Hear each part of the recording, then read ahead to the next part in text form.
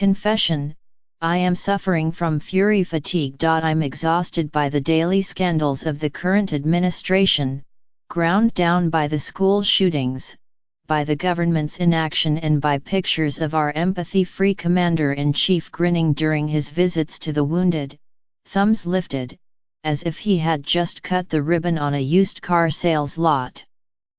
There have been so many shocks that it's hard not to go numb. So I guess I should be grateful to Weight Watchers for helping me tap back into my reserves of fury. Last month, Weight Watchers announced that this summer it would offer free memberships to children as young as 13. The news release talks up wellness and healthy habits for real life.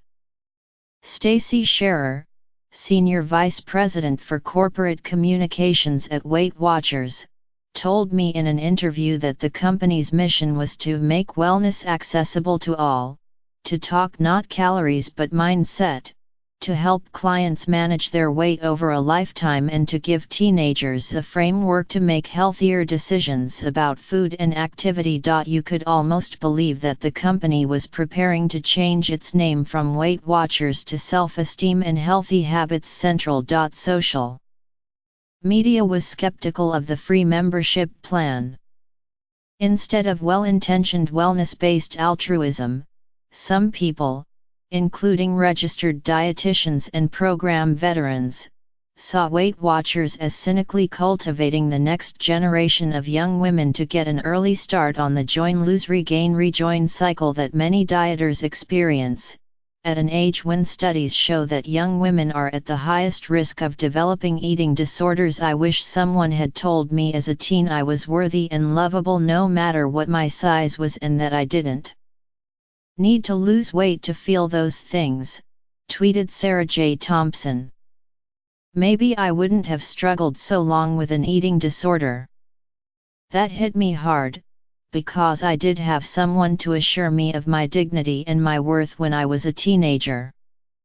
Her name was Madeleine L. Engel, and her book A Wrinkle in Time starred an outcast, lonely girl named Meg Murray, who faces off against an enemy called IT, an unspeakably evil form with the goal of cultivating complete conformity in behavior and belief and appearances. I give you your faults, a celestial being called Mrs. Whatsit tells Meg, before sending her off on her quest.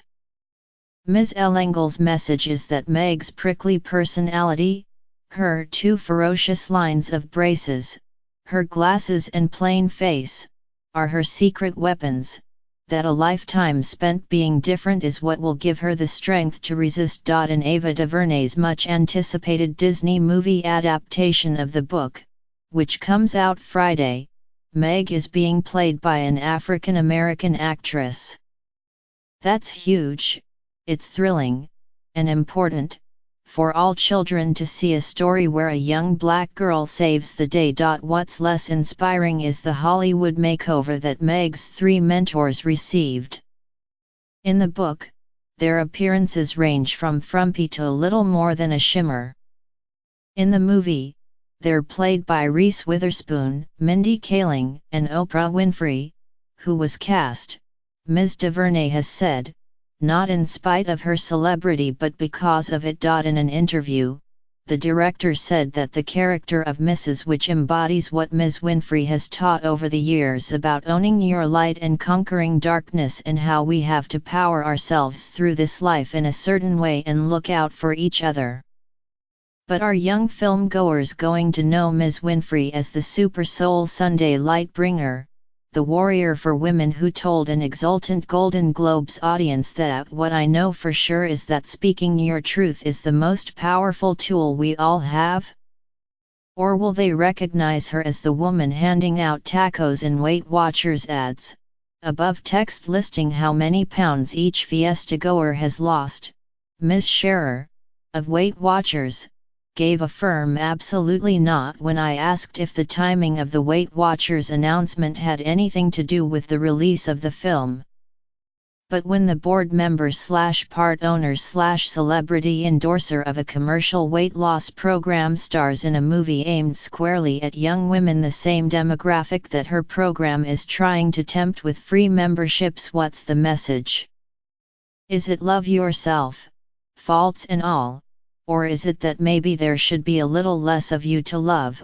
I'll take my daughters to see A Wrinkle in Time and cross my fingers that they've somehow escaped those Weight Watchers commercials, along with the idea that celebrations, and tacos, are reserved for women who fit themselves into society's narrow constraints of pretty.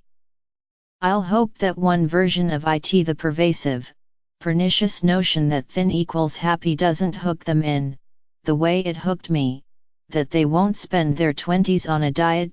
Because what I know for sure is this: I wish I had treated my body with love and respect, rather than blowing money I didn't have on a futile effort to fix it. I wish that I'd respected my body's strength and health, and insisted that the world needed to expand its views of what was acceptable much more than I needed to shrink. I hope the movie will bring girls back to the book. I hope they'll get to read about how Meg digs deep to find her courage, thinking, as long as I can stay angry enough, it can't get me. Maybe that's the answer, as outrage fatigue threatens. We need to keep paying attention, even when the temptation is to check out, to stay vigilant in defense of our democracy from those who would seek to subvert it, and fierce in defense of our daughters from those who'd try to set them up for a lifetime of misery and profit from their unhappiness. Stay angry enough, and it won't get us, either.